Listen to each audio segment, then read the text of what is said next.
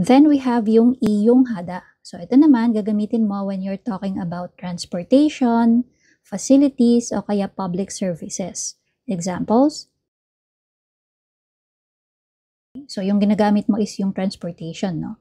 저는 매일 지하철을 이용해요. 저는 매일 지하철을 이용해요. Madalas akong gumamit ng library.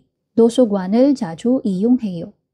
도서관을 자주 이용해요. 수bukan mong tawagan or gamitin yung customer service center. 고객센터를 이용해보세요.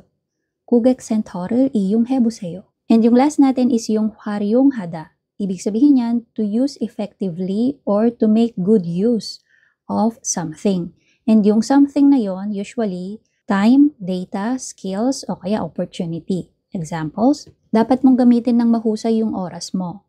시간을 잘 활용해야 해요. 시간을 잘 활용해야 해요. Ginamit yung mga datos para gumawa ng report. 자료를 활용해서 보고서를 썼어요. 자료를 활용해서 보고서를 썼어요. Magaling niya na nagagamit yung kanyang kakayahan. 그는 자신의 능력을 잘 활용해요. 그는 자신의 능력을 잘 활용해요.